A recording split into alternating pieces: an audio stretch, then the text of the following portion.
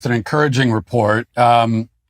Says it took just one semester for Rashil Srivastava to realize that college was not what he had hoped. Quote, as a kid, you always imagine college will be a life-changing experience and that your freshman year is where you'll get a chance to discover yourself, he said. Instead, he was forced to take classes online in the wake of COVID and faced a campus social scene that remained fractured. The computer science major wound up dropping out of UC Berkeley in fall 2021, only a few months after he had enrolled. Soon after, he decided to launch a startup designed to help job seekers find work. Today, as most of his peers are starting their senior year of college, he's got more than $1 million in venture capital funding. Most of my friends are just now finally getting adjusted, some better than others. The world is rapidly evolving, and so is the college experience, he said. Srivastava is one of a soaring number of Gen Zers who has decided to skip college altogether. 4 million fewer teenagers enrolled into college in 2022 than in 2012. For many, the price tag has simply grown too exorbitant to justify the cost. From 2010 to 2022, college tuition rose an average of 12% a year, while overall inflation only increased an average of 2.6% each year. College tuition rose an average of 12% a year. I actually find that shocking. I mean, of course, we know that college tuition is ridiculously expensive and only getting more expensive as time goes on. But 12% a year is like astronomical. I mean, that's mind-boggling. Today, it costs at least $104,000 on average to attend 4 years of public university, and more than $223,000 for a private university.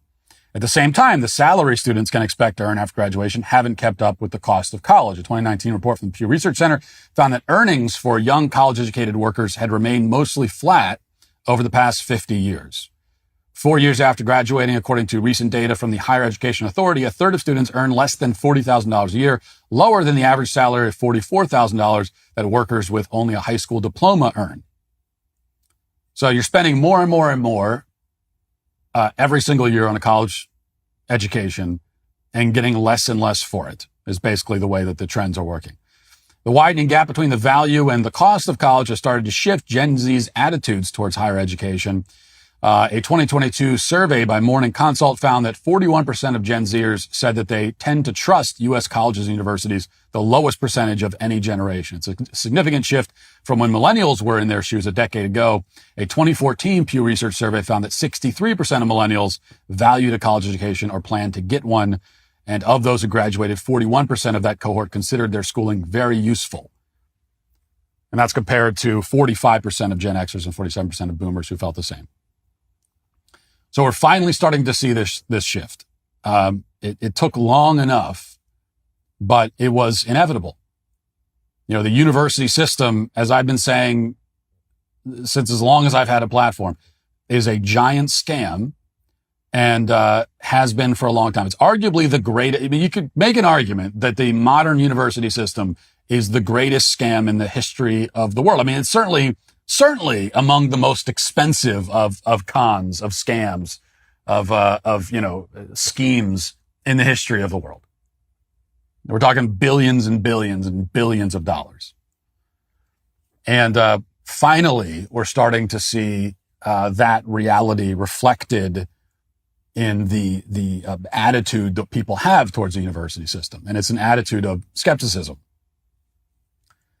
You know, the thing about this, especially when we talk about it, and so often when we talk about the university system and somebody makes the kind of arguments that I always make about, criticizing the system, it almost always goes immediately to this question of, well, is the education useful? Can you use the education to go out and get a job that's going to be a high paying job and that pays more than the kind of job you could get without a college education? And what we find is that, as the statistics clearly show, the answer to that is no. I mean, in that sense, the education is not useful. And in so many cases, you're going to have kids that spend $100,000 of money they don't have. And really, it's a lot more than $100,000 when you factor in interest and all the rest of it. So hundreds of thousands of dollars of money they don't have to get on the promises that there's going to be a return on investment. And then, they end up getting a job. Either they get no job at the end of it, or they end up getting a job that pays worse than if they just didn't go to college at all. So it's not useful in that sense, which is an important sense.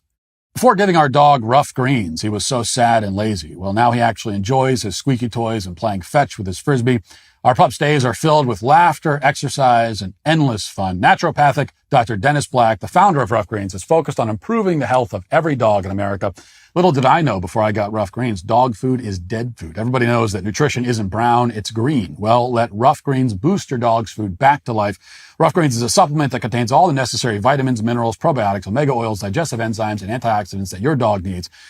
You don't have to go out and buy new dog food. You just sprinkle Rough Greens on their food every day. It's as simple as that. Dog owners everywhere are raving about Rough Greens. It supports healthy joints, improves bad breath, boosts energy levels, and so much more. We are what we eat, and that goes for our dogs too. Naturopathic Dr. Dennis Black is so confident Rough Greens will improve your dog's health. He's offering my listeners a free Jumpstart trial bag, so your dog can try it. A free Jumpstart trial bag can be at your door in just a few business days. Go to roughgreens.com/Matt or call 844-ROUGH-700. That's RUFFgreens.com/Matt or call 844-ROUGH-700 today.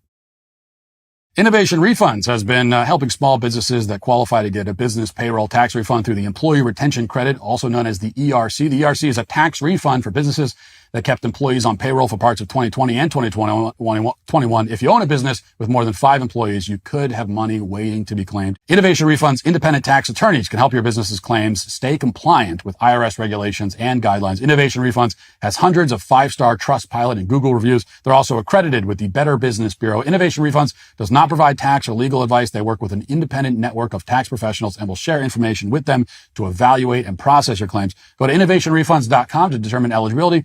If you qualify, you could be on your way to receiving money for your business. There's no upfront charge since they don't get paid unless you get paid. Go to innovationrefunds.com or dial 1-843-REFUNDS. That's innovationrefunds.com or 1-843-REFUNDS. Terms and conditions apply. But it's also true that ideally, we wouldn't really be talking about education in this way. Ideally, we would say that education is worthwhile for its own sake. It's not so that you can use it necessarily, or at least that shouldn't be the only standard that determines whether the education is worthwhile, is whether it can be used. And by used, we mean, can you learn something and then take it out into the world and monetize what you've learned? Ideally, it wouldn't be like that. We would say that, well, look, even if you can't monetize the education directly, still it's worthwhile. Education is it makes you a more knowledgeable person. It makes you it's supposed to make you a better person, a more interesting person, a more well-rounded person. Education should be the kind of thing that you pursue for its own sake, simply so that you can be an educated person, because it's good to be educated. It's better to be an educated person than an uneducated person. Ideally, that's how we would treat education, but we can't treat the modern college system that way. It's not something you can do just for its own sake. Partly that's because of the money. Okay, when it's $100,000, you can't afford to do something that costs $100,000 for its own sake. When it's that amount of money, when that's the kind of money we're dealing with, there has to be a return on investment. There just has to be. Or normal people can't afford it, and that's what we're seeing. But then also, too, the education on its own terms is worthless. Even aside from the fact that you're not going to be able to cash in and get a high-paying job. The education itself is worthless because the university systems are ideologically captured completely. They have been for decades, obviously. That's not breaking news. And so the education you're getting, it's not even an education at all. I mean, you're learning things that aren't even true. So many kids, they go to college and they come out more confused about the world than they were when they went in. So when I say it's one of the greatest scams in the history of the world, this is what I'm talking about. These are the levels that this scam exists on. You're spending all this money with the promise that you'll be educated and you'll be able to get a good job on the other end of it. And neither of those promises are fulfilled. Not only do you come out bankrupt, broke, poor, not able to get any job at all, but you're dumber. You're more confused about the world. You're in a worse intellectual shape than you were when you went.